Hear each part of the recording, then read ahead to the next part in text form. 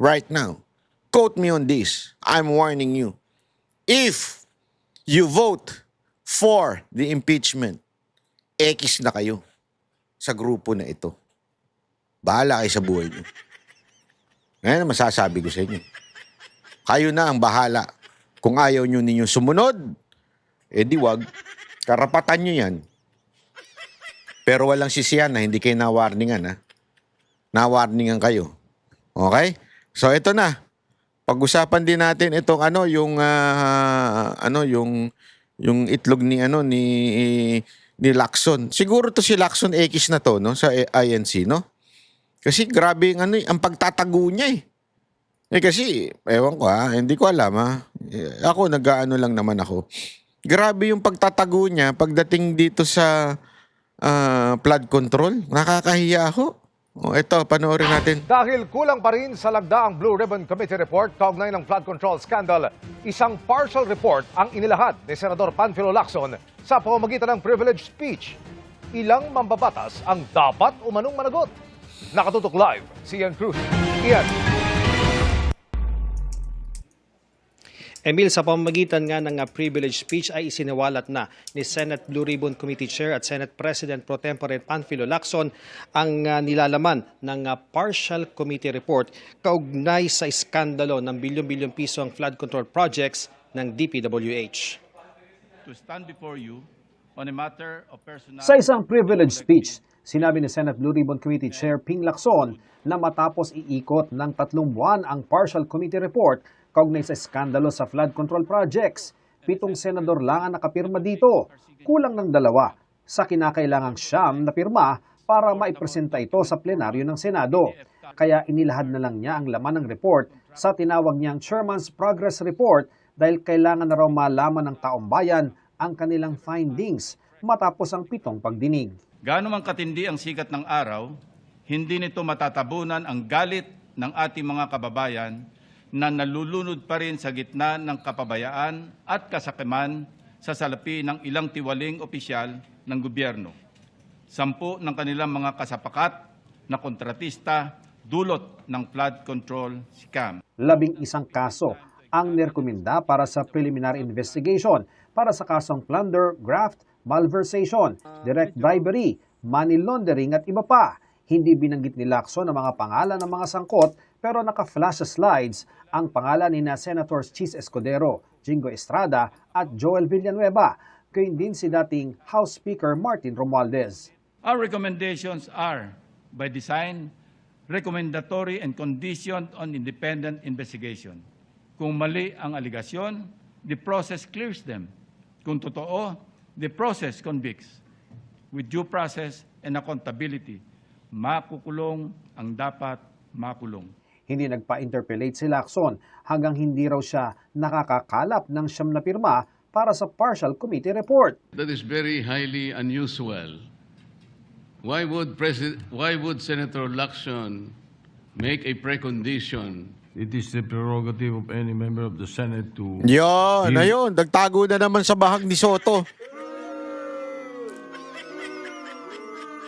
Lagi na lang yan no? Every time na lang talaga Every time na lang na nagigipit itong si Lacson sa bahag ni Soto nagtatago Etong si Soto kung makapagtanggol naman dito sa jowa niya. I mean, hindi pala jowa. Boyfriend. Bakit? Kaibigang lalaki, boyfriend. Grabe ito Sobrang tawag dito, sobrang makapagtanggol. Pag nagigipit na kasi dito, tinatanong ni Marcoleta, bakit di siya pwedeng tanungin? Di ba? Ano yun? Pirma muna bago tanong? Yan ang gustong mangyari ni Lacson, pirma muna. Para bagang ganire. May kontrata. Aalamin mo yung laman ng kontrata. Di ba? So tatanungin mo, pwede bang mabasa at maitanong sa inyo yung mga ilang bagay dito sa kontrata? Ang sagot sa'yo yung kadil mo, pumirma ka muna bago ka magtanong, animal ka. Ganun. Hindi, halimbawa, meron kang babayarang sasakyan o kaya meron kang babayarang condominium o may rerentahan ka, pipirma ka muna. Hindi mo titignan at babasahin kung ano yung nakalagay doon. At tatanungin kung meron ka mang question. Aba, ano ka? Recording company. Ganyan yung mga recording company dati. Lalong-lalo na yung, ako, hindi ko na sasabihin. Bawal magtanong dun eh. Tapos may mga letrang maliliit pa dun eh. Para hindi mo mabasa. Yung pala may automatic renewal o kupal, di ba? Totoo naman eh. That's how I define them, kupal. Masama ugali, isagad sa buto. Di ba? Hindi yun mura ha. O yun po ay ibig sabihin yung taong nanloloko, nang-i-scam, kupal. Ganyan eh. Mantakin mo, kailangan pirma muna bago ka tanungin. Ano ka? Nagtatago? or not yield. Senator Miriam Defensor Santiago, every time she delivers a privileged speech, does not entertain any interpellation. Kahit si Senador Estrada, sumubok magtanong kay Lacson pero hindi rin siya napagbigyan kahit naroon ang pangalan niya sa slides. Hindi naman daw siya nababahala sa recommendation ng partial committee report. Ano masasabi niyo dun sa recommendation dun sa Chairman's Progress Just a Report? recommendation. Hindi naman damage yan. You're not bothered by it? I'm not bothered by it. Tsaka, naglabas na ng statement ang LVRMO na wala akong sinasabi ni Bryce Hernandez nung nag-hearing sa House na ako raw ay nag-insert ng 355 million. Kasi sinabi naman dito na wala naman talaga insertion. Pero talagang makapanira lang sila. Hindi rin daw iniinda ni Senador Villanueva ang pagkakasama ng pangalan niya sa inilahad na report ni Lacson. Will never be bothered by anything that is being thrown at me because I know the truth and the truth is on my side. Maaaring yung justice ay delayed but I don't think justice will be denied. Until now, we are submitting ourselves doon sa proseso. Mabigat, mahirap, but I will not allow anyone to put me in a position as their punching bag. Hinihingan pa namin ng reaksyon si Senador Escudero at Congressman Romualdez.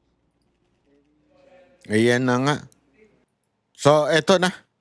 Eto na yung progressive. Eto, pakita lang natin ng bahagya yung kanyang napakaganda kasi ng binitawan po ni Marcoleta. Okay? Tungkol ho dito kay Lacson. We recognize our distinguished colleague from Tarlac. Senator Dante Marcoleta is recognized. Thank you, Mr. President. Mr. President, may I ask Senator Lacson if he wishes to yield some questions by way of interpellation? Senator Lacson, I'll say it again, Mr. President. Until the partial committee report is submitted or filed with the Bills and Index Division, and until after I have sponsored the Until daw i-file. Paano ma-file yan kung walang pirma? partial committee report, I'm not yielding the floor. Mr. President, that is very highly unusual.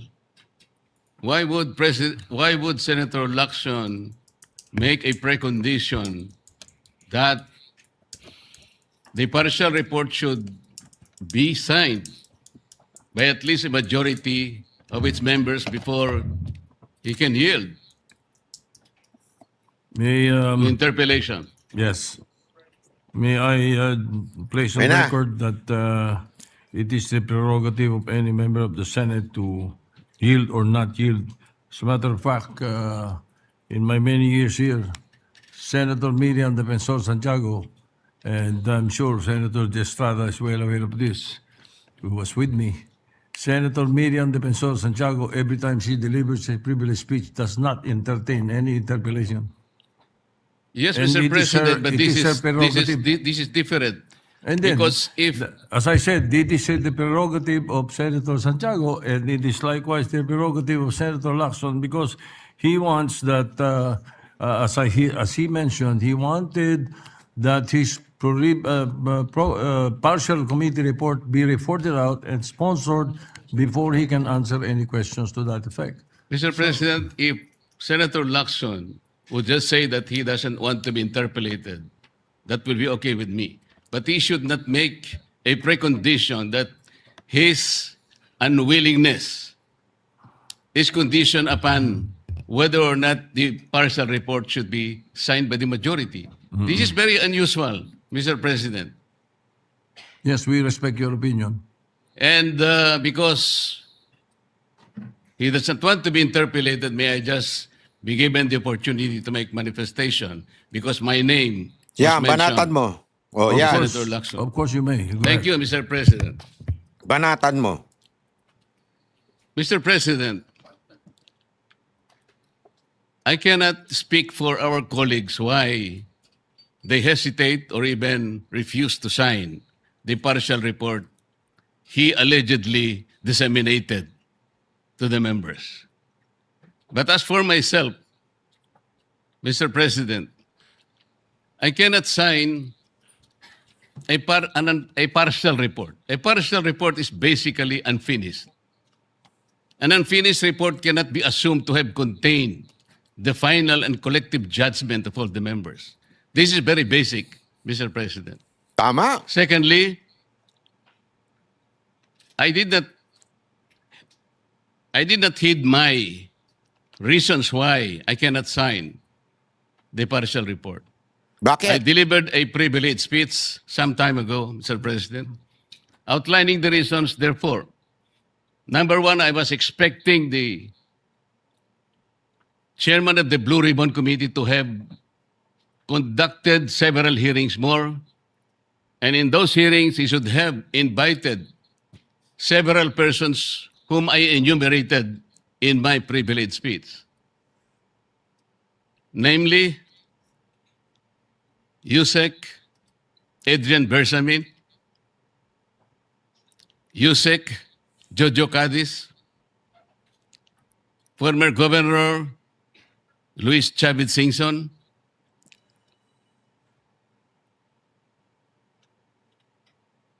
former Speaker Martin Romualdez, former Congressman Saldico by way of an apostilled sworn statement, because this is very, very possible. An apostilled sworn statement, Mr. President, as I have already advised the chairman of the Blue Ribbon Committee, is similar to a sworn statement notarized by the Philippine Consulate in any part of the world, because this apostilled manner or method of subscription was already adopted by the Supreme Court in one of its resolutions, Mr. President. I also advocated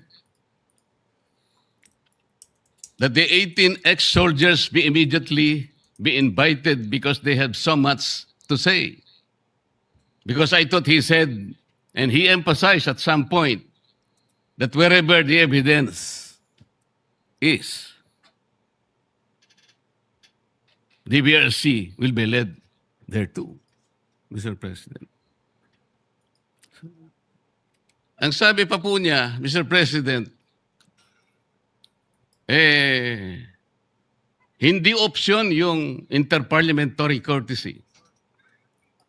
At kung ako po ba'y tatawagin pala sa mababang kapulungan dahil meron pala silang itatanong tungkol sa di umano ay mga donasyon na aking tinanggap. Mr. President, I will willingly present myself with or without invitation. They just have to suggest to me that they wanted me there. I will go there, Mr. President. Interparliamentary courtesy is between the two chambers, Mr. President. Tayo-tayo po ang pinag-uusapan na maggalangan doon. Pero ang nangyari, Mr. President, ang ating boss, ang mga amo natin, ang taong bayan, ang hindi na po iginalang eh. Hindi lang pangbabastos sa mga taong bayan ang ginawa ng mga magnanakaw at kawatan nitong flood control projects. Igagalang pa ba natin, Mr. President, Yun. ang mga tinutungo ng ebidensya na sangkot Yun. ang mga taong gusto nating ipatawag in this chamber? Gagamitin pa po bang isang dahilan na kailangan nating maggalangan kung sila mismo ay hindi na iginalang ang taong bayan na ngayon ay halos nagdurusa na? Tama po, sinabi niya kanina, Mr. President, talagang mainit ang panahon. Ang heat Tama. index ay talagang sumadsad na talaga sa pinakamainit na bahagi. Ngunit ang lalong nagpapainit nito, Mr. President, ay yung kawalan ng political will na ipagpatuloy ang pagdinig. Kahit na lantaran na nandun na talaga yung mga ebidensya. Bakit po hindi tayo tumawag ng pagdinig, Mr. President? Inimbita si Governor Luis Chavez Singson. Pagkakalam ko sa mga accounts na nababasa ko, he was invited to appear on April 14. At binigyan po siya ng pagkakataon hanggang April 7, hanggang alas 5 ng hapon, na ihain ng kanyang sinumpaang salaysay. Hanggang alas 5 ng hapon, Mr. President. Ngunit 9:15 ng umaga, ipinaabot sa bahay ng dating gobernador na kinakansela na po ang nasabing pagdinig. At ginamit pang dahilan, paano po nangyari yun, Mr. President? Binigyan siya hanggang alas 5 ng Abril 7 na isubmit. Sa pagkakaalam ko po, nandun na siya sa Maynila at nanananghali. Pagkatapos nun, itutuloy siya sa opisina ni Senator Lacson para ihain yung sworn statement na kanyang inihanda. Bakit po kinakailangang dumating pa si Saldico? Inihintay siguro ni Saldico, Mr. President, ideklara lang ng chairman ng Blue Ribbon Committee, i-apostil mo lang yan kahit nasaan ka sa anumang bansa ka sa Europe, tatanggapin ng committee yan. At pagkatapos, hahayaan ka namin sa pamagitan ng Zoom, ay pumayag ka at iimbitehan ka namin para sa isang special na pagdinig kung yan ang gusto mo. Yun lang siguro gusto niyang marinig. Bakit i-condition pa natin ang pagdating niya rito, Mr. President, kung yung apostille sworn statement is sufficient enough for him to do just that? Ano po ba tayo rito? Nagtatakip po ba talaga tayo? Oo. Mr. President, kayo po, Obvious ba? Hindi na natin patatagalin. Obvious naman eh. Senator Marcoleta na talagang nagtatakipan at nagtatago ito. Takot ito ba't ko masasabing takot? Si Ombudsman, pinangalanan na talaga eh. Pinangalanan na si Romualdez na mastermind. Pero itong si Lacson, yung bayag niya, ewan ko kung asan eh. Mayroon pa kaya ito? When I say bayag, hindi ibig sabihin nun, literal. It could be, pero hindi literal. Feeling ko wala nang bayag ito si Lacson eh. Sabihin, wala nang tapang.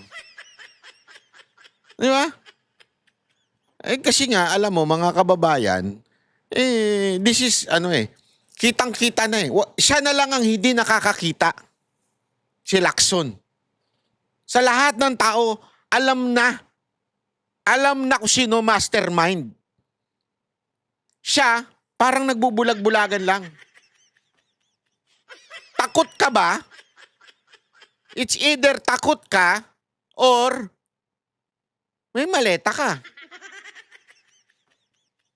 Alin dun sa dalawa? Wala kang bayag o may maleta ka? Ngayon ang isipin nyo mga kababayan. At ikaw, Romualdez, papayag ka ba? Na ikaw lang ang pinangalanan ng ombudsman? Papayag ka ba nun? Ilaglag mo na talaga ang boss mo. Sabi mo, dami kang alam, di ba? May pananakot ka pa. Kasi parang chess ito eh. Dinner mo. Kinain yung queen o yung rook mo o yung rook, yung ano tawag ba doon? Yung tore mo, kinain. Tinakot mo lang pero kinagat yung takot mo. Walang, sabi nila, takotin mo pala kami, animal ka O sige, ito sa'yo. Freeze ang ano mo at saka ikaw ang mastermind. Di ba? O ngayon, mga kababayan, ito tanong ko sa inyo. Kayo ba ay papayag na si Romualdez lang?